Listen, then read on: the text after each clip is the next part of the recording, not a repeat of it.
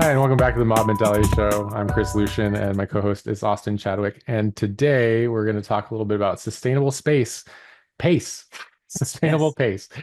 Uh, and maybe that has something to do with sustainable space as well. But first, yeah, maybe Austin, what started you thinking about this? And yeah, what's going on? Awesome. Yeah. So, bear with us for a little bit because I'm going to share from personal experiences with youth sports. But we will definitely draw it into tech and business pretty quickly here.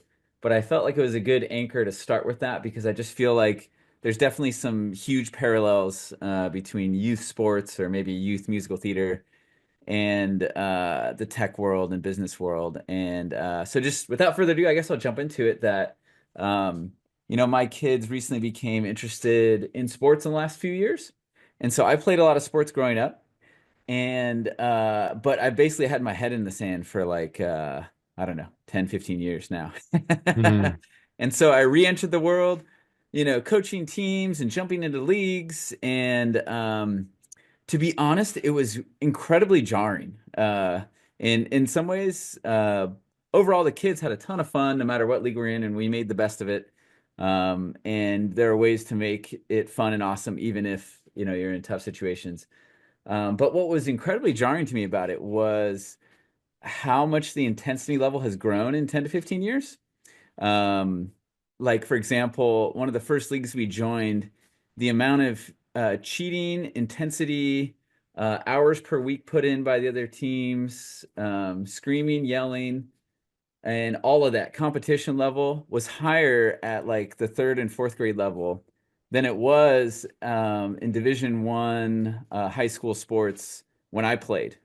And so to me, that was incredibly jarring because I was expecting third and fourth grade level flag football or, baseball to be nowhere near what I was experiencing in high school, right? Yeah. And so, um, all kinds of stuff that were incredibly jarring. But one thing that really jumped out to me was sustainable pace being a critical factor in health for youth sports. And I don't know the quote offhand, but one of the principles, actually, I'll just go look it up right now, of the Agile Manifesto, let's go read it, is sustainable pace. Let's see, pace is in here. Yeah. And I think when you talk about, the temperature that everybody experiences during a particular activity. I think even, when you think about just playing a game for fun Yes. versus playing a game as part of a competition, it things escalate dramatically and it gets even crazier over time, right? There's an incentive to always like outperform the previous year and things like that. Oh yeah, it builds. And at first, when you talked about temperature, I'm like, oh, you're tying it back into a sustainable space again. Maybe Yeah. we can keep hitting on that. All right, so I found the quote. So one of the principles of the Agile Manifesto is Agile process promotes sustainable development. The sponsors, developers, and users should be able to maintain a constant pace indefinitely. Right. And so, being from the Agile world and mob programming, we definitely, champion sustainable mobbing with breaks and, not overworking, not overtime, having automation and high quality, not leading to all these, panic monster situations. And so things are very sustainable pace and of high quality. And so I started to feel something in my gut as I was, coaching and interacting with other coaches and parents in the youth sports was that I'm like, this can't be sustainable, like what people are doing, where they will do year round, all the same sport, from age 5 and up, um, and with, constant pressure cooker, right? Just, constant stress coming from parents and coaches and intensity to perform. Like the days of like rec sandlot sports seem to have been long gone in many circles. Yeah. And it turned out my gut was not 100% off. So there's actually been academic studies about it, and it said over 70% of kids drop out of youth sports by age 13 because it has become a negative experience or is no longer fun. And the focus has shifted away from kids bolstering the self-esteem, has shifted away from the kids to bolstering the self-esteem of the parents. Um, and the win-loss rocket record of their coaches. And I remember one league director for a league that's very exclusively having a sustainable pace saying, "Oh yeah, yeah, some leagues are for the dads." You know what I mean? Like, they get a really high win, record, and they feel really excited about how good their kid is doing. Um, and also, this style of plays leads to a lot of injuries because you're just focused on one sport. When you Yeah. play lots of sports, it builds your muscles so you have less injuries. Um, yeah, and so physical and emotional burnout among kids, there's been a staggering increase for sure. And then when you talk to people, often the reason they say they're doing it is their kid's gonna go big, right? They're gonna go to the MLB or get a college scholarship. Well, statistically, the numbers are very, very low for that happening, right? Right. And so I'll link in the show notes to the studies and those kinds of things. Um, and I guess I think there is so even if your goal is for your kid to make it all the way to the pros, if they burn out, what did the study say? Uh, by 13, Yeah. they might become insanely good, but then a couple years later, they just stop playing completely, right? Right. And so the kind of benefits, the lifelong learning benefits and lifelong physical activity benefits kind of all get lost. And so, after seeing these studies and then probably seeing dozens of cases firsthand after being involved in youth sports for a couple years, um, it was quite jarring. And I think I've definitely seen the same thing in my career with tech, Yeah. where the classic death march, right? Where you get the project done on date, on budget, in time, but then afterwards everyone's burnt out, right? Right. Well, and there's Yeah. if you're in a particularly toxic environment, there's immediately the next thing that everybody has to death march for. So, Yes. like, Yeah. one of the worst situations you can be in is like a serial death march where you're just like, oh yeah, we got that done. Okay, be in tomorrow because we have this next one that we're gonna also have to crunch on.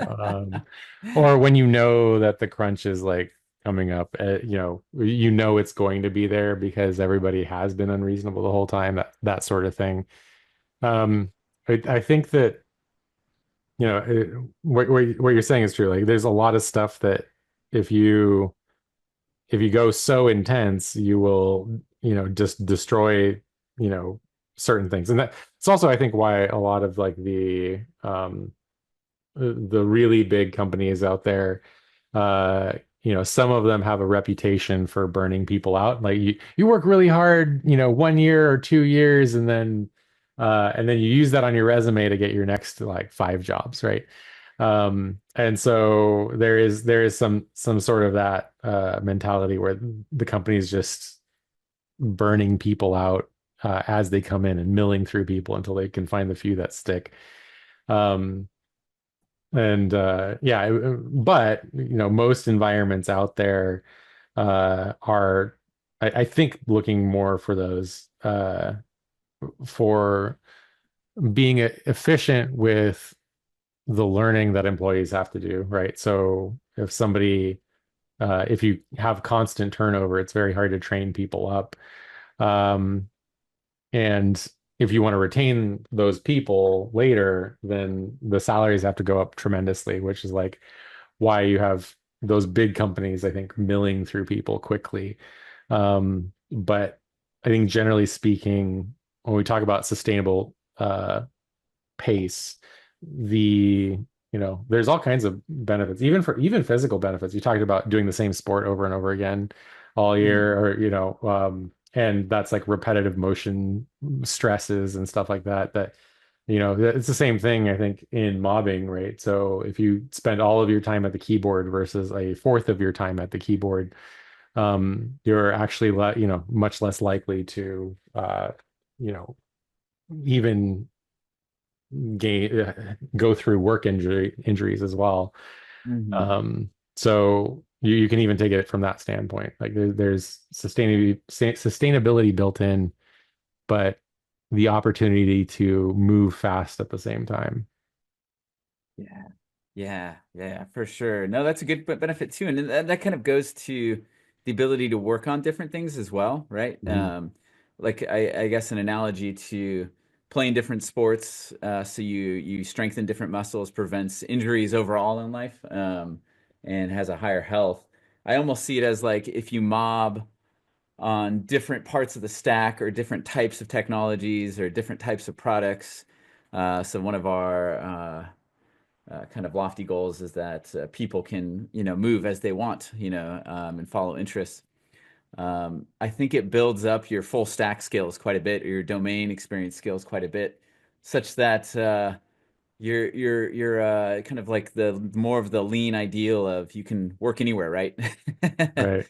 Yeah, and you're definitely not bored. You're definitely not gonna burn out, and especially if you do it at a sustainable pace. And yeah, so I think that analogy might apply.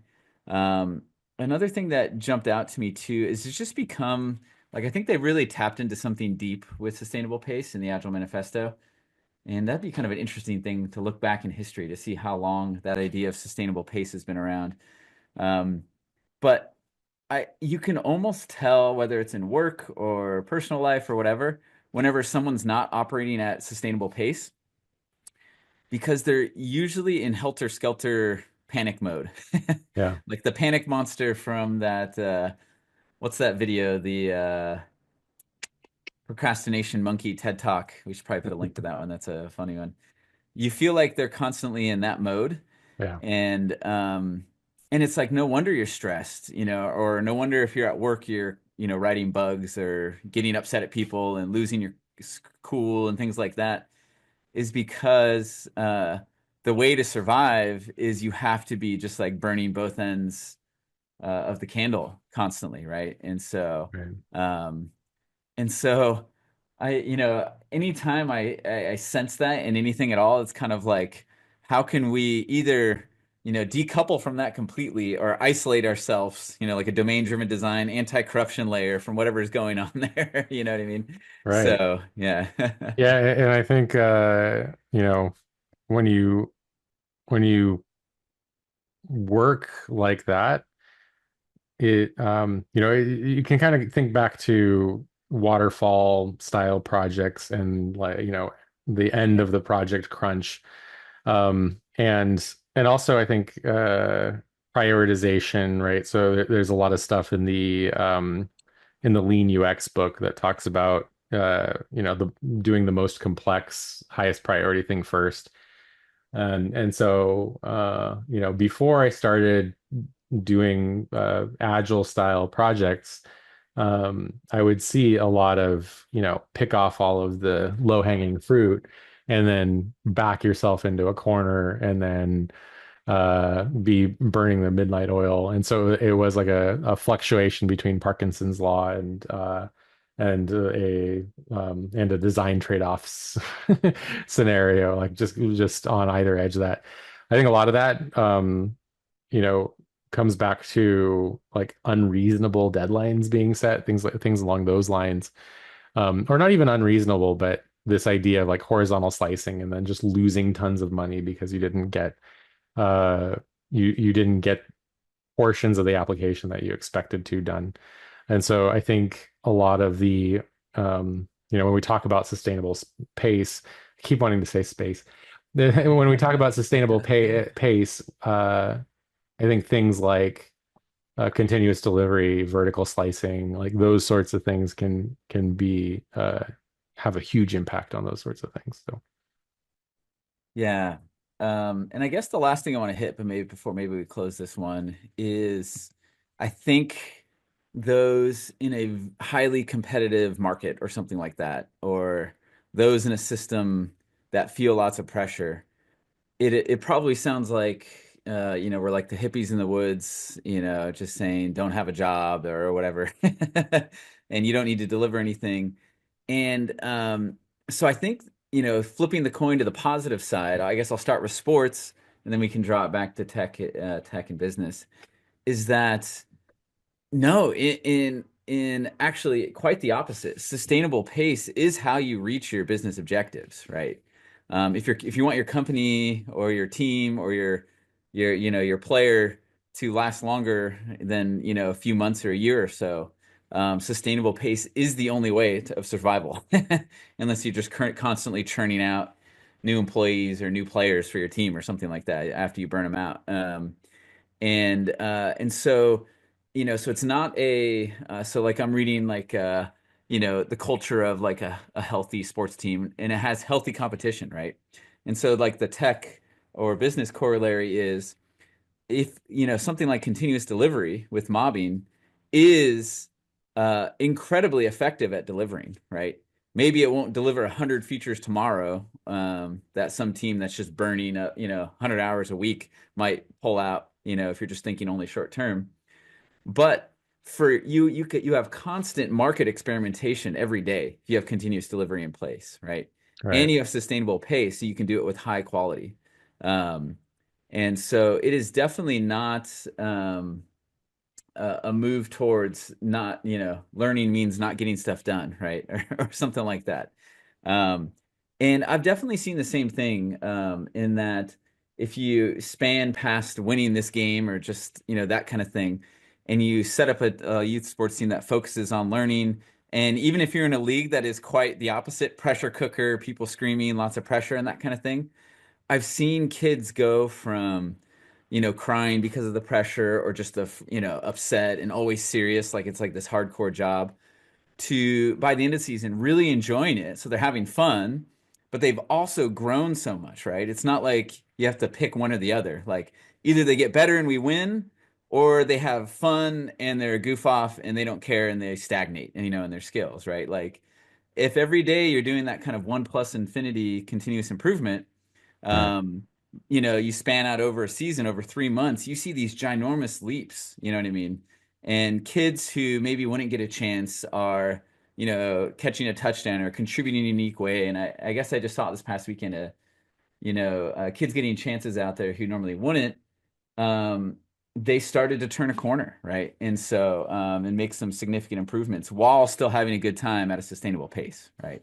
Um, and so, yeah, did you have any thoughts on what it takes to create the positive culture that still delivers?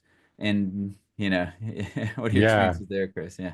Yeah, well, a few of the things that I had already said, but I think generally speaking, you want that learning environment. You want to be able to gradually become faster and faster by thinking through things. Um, spending time on automation so that you can kind of clear your plate of maybe useless behaviors. And I think just generally showing grit, through difficult problems, but iterating over the course of those problems. I think a lot of that is a big thing, and being okay with stepping away from the problem, because often your mind just keeps working on it in the background, and when you sit down to work on it again later, it's like, aha, I have it again. And you know, also just don't contribute to the toxicity as well, right? And so there is a piece of it where it's like, how do you create the psychologically safe environment and make it so that people don't fear retaliation when giving feedback, because just like you'd said about friendly competition and in an environment, if you can get to those coaching opportunities, to be accepted well and often, then, I think over time, you'll be a lot farther along than if you're like yelling at somebody and making them uncomfortable, or, Right. being sarcastic in an inappropriate way. Like those things can really slow things down and make it, so that the pace is not sustainable for others. So like I think there's a lot to that, because it's not just like heads down, or like even if you're like mobbing constantly, and there are certain behaviors that will make it so that I did this for 1 hour, I can do it for the next hour, right? And so I think it's very dangerous to make things unsafe, or put people in uncomfortable situations when when pushing, for, I don't know, a deadline or something along those lines. So I think a lot of that has to be taken into account.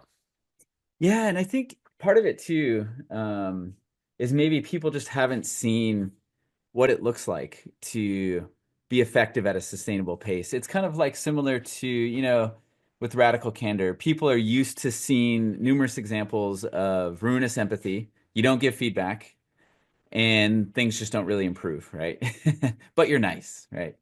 Or they've seen lots of examples of obnoxious aggression Yeah, where you give feedback, but then you're fighting disrespect, fighting disrespect with disrespect, defensiveness, that kind of thing.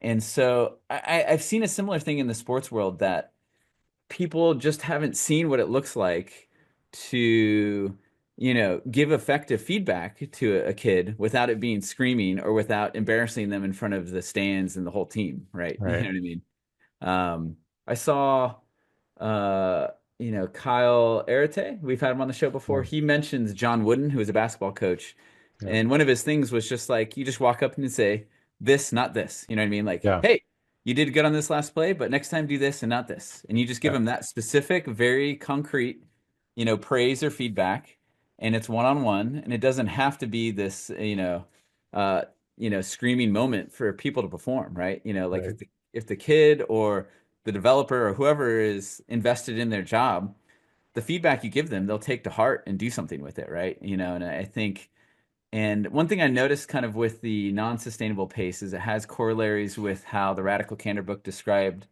obnoxious aggression, where it said, quote, obnoxious aggression sometimes gets great results for the short term, but leaves a trail of dead bodies in the wake in the long run.